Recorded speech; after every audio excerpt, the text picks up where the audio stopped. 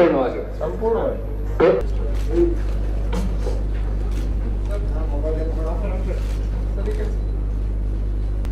ಇವೆಲ್ಲ ಈ ಕಡೆ ಆ ಕಡೆ ಅಂತೀರಪ್ಪ. ಪೇಪರ್ನಲ್ಲಿ ಬರೋದೇ ನಾವು. So we have set ourselves very ambitious projects, very ambitious goals. We want to create more than 50,000 high value jobs in this sector by the end of 2028. And we aim to capture at least 20% of the market. Our AVGC XR policy is pegged at 150 crores. 150 crores. I think no other state government has this kind of allocation, and I don't think even the central government has this kind of allocation as of now. I don't know what will happen in the future. So now, even ಈಗ ನಿನ್ನೆ ಮಾನ್ಯ ಪ್ರಧಾನ ಮಂತ್ರಿಗಳು ಇನ್ನೊಂದು ಹೇಳ್ತಾರೆ, to set up creative labs across the country, 15,000 creative labs. In fact, Karnataka has already set up digital art centers across the districts. There are about 15 state associations that have started 5, 7, 9, 12 years after us. And I think everybody is looking at the leadership of Karnataka and Bengaluru to do this. Last year in Bengaluru CAFEX 2025, we had 12 state associations come here for a round table to understand the best practices that we have in Karnataka and Bengaluru. And therefore, I think this national movement was born here, and we intend to keep leading it from here. This is my first point.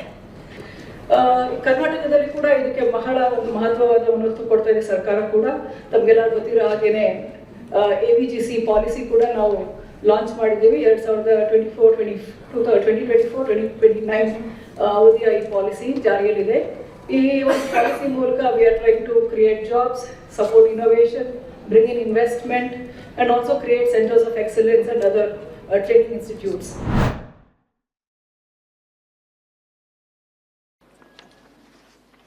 ಮೇಲಿನ ಮೇಲೆ ಇನ್ನೊಂದು ವಿಮಾನ ನಿಲ್ದಾಣ ಬೇಕು ಈ ಭಾಗಕ್ಕೆ, ಕರ್ನಾಟಕ ರಾಜ್ಯಕ್ಕೆ ಅನ್ನುವಂಥದ್ದು ವಿಶೇಷವಾಗಿ ಅದನ್ನು ಕೂಡ ಕೇಂದ್ರೀಕರಿಸಿ ಬೆಂಗಳೂರಿನ ಸುತ್ತಮುತ್ತ ರಾಮನಗರ ಅಥವಾ ಈಗ ಚಿಕ್ಕಬಳ್ಳಾಪುರ ಬೇರೆ ಬೇರೆ ವಿಭಾಗದಲ್ಲಿ ಮಾತ್ರ ಹುಡುಕುವಂಥ ಕೆಲಸ ಮಾಡ್ತಾ ಇದ್ದಾರೆ.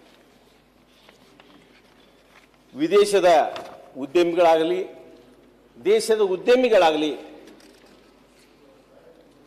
ಅವರು ಉದ್ಯಮ ಸ್ಥಾಪನೆ ಮಾಡಬೇಕಂದ್ರೆ ಮೂಲಭೂತ ಸೌಲಭ್ಯಗಳ ಅಗತ್ಯತೆ ನೋಡಿಕೊಂಡೇ ಬರ್ತಾರೆ. ಹಾಕಿದಂಥ ಬಂಡವಾಳಕ್ಕೆ ಸರಿಯಾಗಿ ಅವರಿಗೆ ಪ್ರತಿಫಲ ಸಿಗಬೇಕನ್ನುವಂಥ ಉದ್ದೇಶ ಎಲ್ಲ ವ್ಯಾಪಾರಸ್ಥದ್ದು, ಬಂಡವಾಳ ಹಾಕುವಂಥವ್ರದ್ದು ಇರುವಂಥದ್ದೇ. ಈ ವಿಮಾನ ನಿಲ್ದಾಣ ಕೂಡ ಈ ಭಾಗಕ್ಕೆ ಮಾಡುವುದರಿಂದ ಅಗತ್ಯತೆಗೆ ತಕ್ಕಷ್ಟು ಈ ಭಾಗಕ್ಕೆ ಉದ್ಯಮಗಳು ಬರಬಹುದು ಮುಂದೆ ಯಾವುದೋ ಒಂದು ಕಾಲದಲ್ಲಿ.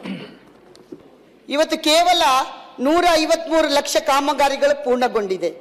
ಆದರೆ 862 ಲಕ್ಷ ಕಾಮಗಾರಿಗಳು NDA ಸರ್ಕಾರದ ಅವಧಿಯಲ್ಲಿ ಪೂರ್ಣಗೊಂಡಿದೆ.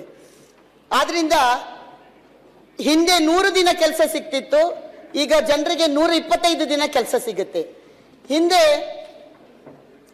ಕೃಷಿ ನಡೀತಾ ಇದ್ದಾಗ ಕೆಲಸವನ್ನು ಮಾಡುವಂಗಿಲ್ಲ, ಅಂದ್ರೆ ಅವ್ರು ಬೇರೆ ಕಡೆ ಕೃಷಿಯೇತರ ದಿನಗಳಲ್ಲಿ ಕೆಲಸ ಮಾಡುವಂಥದ್ದು, ಅದೇ ರೀತಿ ಅವರಿಗೆ ನೇರವಾಗಿ ಒದಗಿಸುವಂಥದ್ದು. ಈ ರೀತಿ ಓದ್ತಾ ಹೋದ್ರೆ ಬಹುಶಃ ಅನೇಕ ಬೆನಿಫಿಟ್ ಈ ಒಂದು ಯೋಜನೆಯಿಂದ ನಮ್ಮ ದೇಶಕ್ಕೆ ಸಿಗತ್ತೆ.